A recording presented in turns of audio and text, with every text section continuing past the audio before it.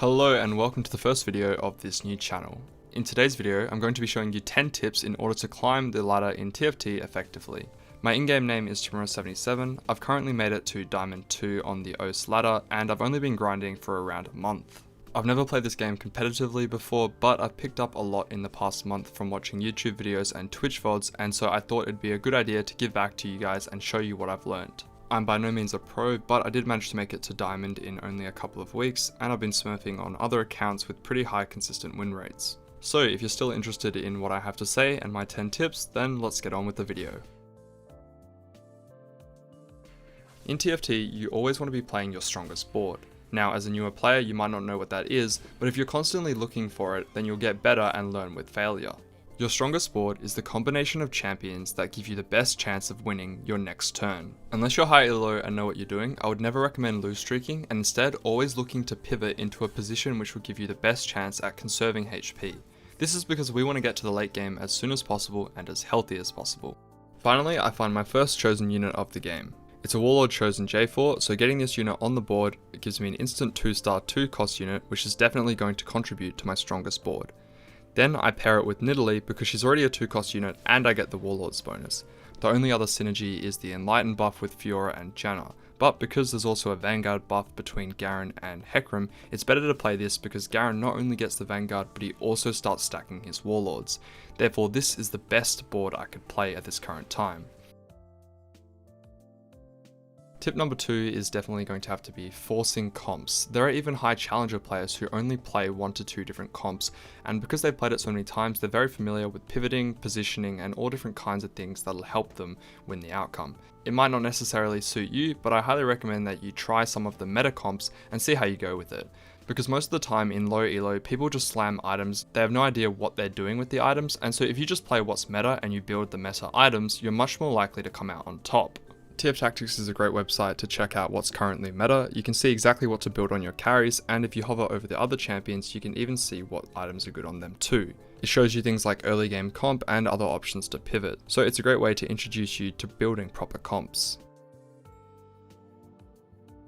Now this tip is definitely targeted towards lower elo players. When I say low elo, I mean anything under Diamond. Up until you hit Diamond, you can pretty much just go fast 8 or fast 9 every single game.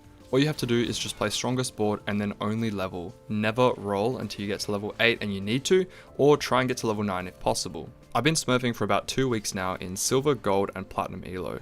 And in every single one of those games, I can either go fast 9 or fast 8 and I'm never punished for it. The reason is because lower elo players don't know what they're doing with items and they don't play strongest board. Therefore, I can easily get to a high level without sacrificing too much HP. In this example, I managed to get 6 Warlords, and I easily got to level 9 with no hassle. And like I said before, you can do this pretty much every single game in low elo. For those wondering, this is a platform smurf. The reason that you can't do this in higher elo is because people play with their items better, they have stronger comps, and therefore you'll lose way too much HP trying to get to level 9. Now there's no one way to correctly position all your units just because there's too many variables. However, there are a few staples that you definitely need to follow. Number 1 would be having your melee users at the front and ranged at the back. This is because generally the ranged users do more damage and it allows you to get off more hits before they finally get targeted.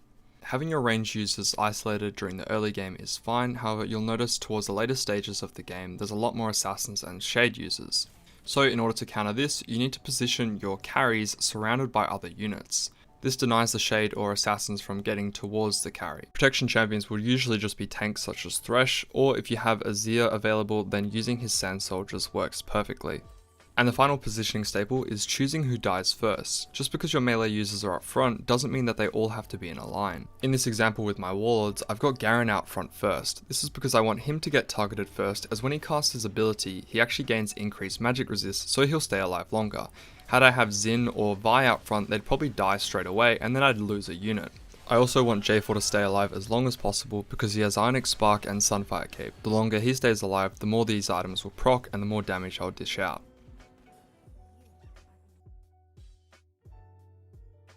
Good item synergy will almost always trump 3-star units. Never go for a 3-star Vayne if all you're getting is tank items. In case you didn't know, chosen units actually have increased stats, so buffing them up in the early game will help you to win streak.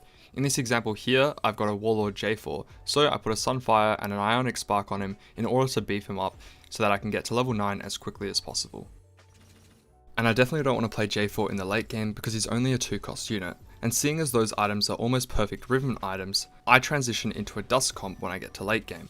Had I tried to transition into, say, Hunters and Adept, I probably would have struggled because I don't have a QSS for any of my Hunters, and I didn't have a blue buff for my Yuumi. In TFT, slamming items is when you create an item pretty much as soon as you get the components. The alternative is called greeding, when you hold on to the components because you're trying to create something which would be perfect in a late game team comp. Here you can see I'm slamming Guinsoo's and Spear of Shojin on Nidalee. This is because I have a Warlord chosen, which means I'm going to go 6 Warlords and Nidalee's going to be my carry for the early game. The alternative would be to greed and to hold on to that tier in the hopes that I get a blue buff for my later units. The main problem with that is that I'm losing a lot of value by having the items sit on the bench. Not only that, but I'm likely to lose more fights, which means I'll be lower on HP, and if I don't ever get a blue buff, then I've completely wasted that opportunity. Now, I'm not saying that you need to item slam every single time, but as a general rule of thumb, you should never have more than 4 items on the bench, and in low elo, item slamming and getting to level 9 is almost always the go. And even if you're not item slamming, it's a good idea to place component items on champions that you know you're either going to sell or definitely build an item on. For example, I put this recurve bow on Nidalee because I know that I'm probably going to build an attack speed item on her later, and even if I pivot, I'll just sell the Nidalee and get the bow back. If you die with more than 0 gold, you've essentially wasted a lot of value. There's no point in holding on to interest gold if you're 1 hit from death. If you don't know what 1 hit from death is, usually in the later stages of the game, it's around anything under 20 HP. Of course, this can vary depending on how hard you lose, but generally speaking, if you're lower than 20 HP, you want to roll down to 0. And the opposite is true if you're above 20 HP. Unless you really need to, you should almost never roll down to 0 gold unless you're about to die. Notice here how I'm 41 HP and I'm on level 9. As tempting as it is to roll down and find as many legendary units as possible, if I'm patient and I wait until I lose my first round, then I'll have even more interest gold in order to hit as many legendaries as possible. That being said, don't force yourself to roll down 50 gold in 30 seconds if you don't yet have the mechanics. Even I struggle to pivot when I have 50 gold and only 30 seconds to change my board, so if you think that you're going to struggle with that, roll down to 30 on the first turn, and then when you're 1 hit away from death, roll down 30 gold. As you play the game more, you'll get better mechanics and you'll find that you'll be able to roll down more gold in a shorter amount of time. I know when you watch Twitch streamers, they don't always pick up their first chosen. That's because they know what they are doing.